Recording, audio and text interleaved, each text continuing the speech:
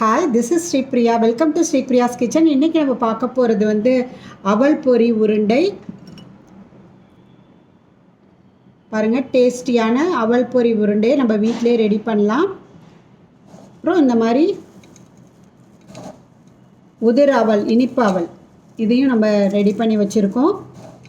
ரொம்ப ஈஸியாக பண்ணலாம். வாங்க அதை எப்படி செய்கிறதுன்னு பார்க்கலாம்.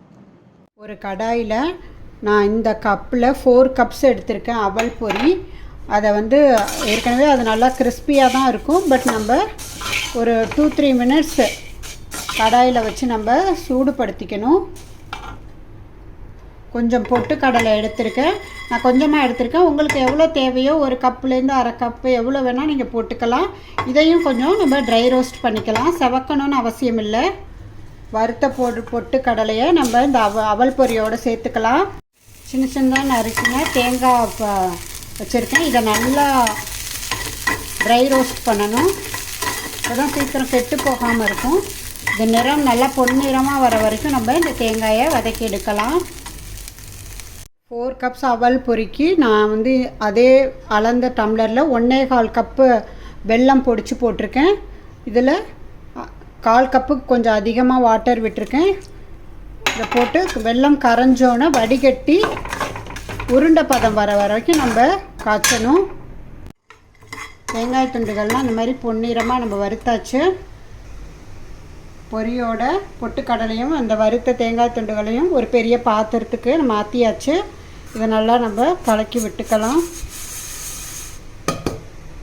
பாகு கொதிச்சு கரைஞ்சிடுச்சு, வடிகட்டியாச்சு. இதை நம்ம பாகுப்பதம் உருண்டை பாகு வர்ற வரைக்கும் காய்ச்சணும். கொதிக்க ஆரம்பிச்சிருக்கு. பாகுப்பதம் வர வரைக்கும் வெயிட் பண்ணுவோம். ஒரு கிண்ணத்தில் நான் வாட்டர் விட்டு வச்சுருக்கேன்.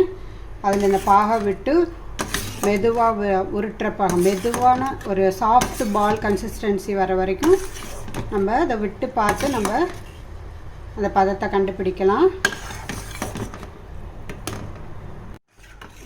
கொஞ்சம் பாகு நல்லா கெட்டியாக ஆரம்பிச்சிருக்கு. ஒரு தண்ணியில் விட்டு பார்ப்போம் உருட்ட முடியுதான்ட்டு.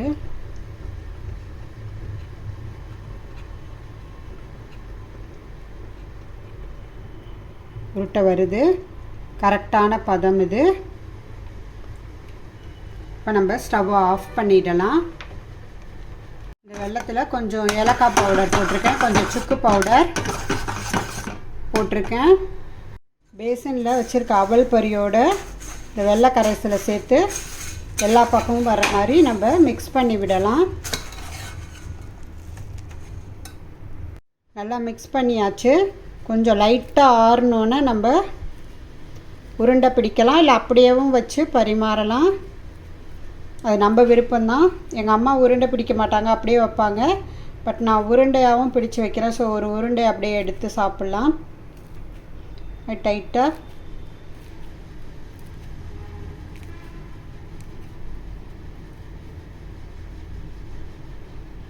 அவல் பொரி உருண்டை ரெடி. ட்ரெடிஷ்னலான டேஸ்டியான ஹெல்த்தியான ஒரு ஸ்நாக்.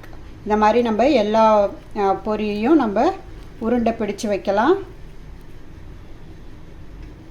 அவல் பொரி உருண்டை ரெடி. அவல் பொரி உருண்டை ரெடி. பாருங்கள், நல்லா அழுத்தமாக பிடிச்சிடுச்சு. இந்த மாதிரி நம்ம பண்ணலாம். இந்த மாதிரி நம்ம உதிரியாகவும் பண்ணி வச்சுக்கலாம். இதில் கொஞ்சம் அந்த வெல்லம் டேஸ்ட் கொஞ்சம் மைல்டாக இருக்கும்.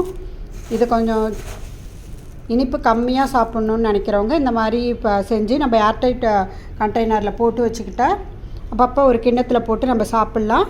இது உருண்டை இதில் கொஞ்சம் வெல்லம் டேஸ்ட் அதிகமாக இருக்கும்.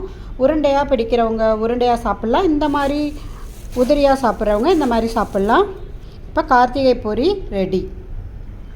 அவல் பொரி உருண்டை ரெடி. இனிப்பு அவல் பொரி ரெடி. இந்த ரெசிபி உங்களுக்கு பிடிச்சிருந்துச்சுன்னா லைக் பண்ணுங்கள், ஷேர் பண்ணுங்கள் அண்ட் சப்ஸ்கிரைப் பண்ணுங்கள். நன்றி, வணக்கம்.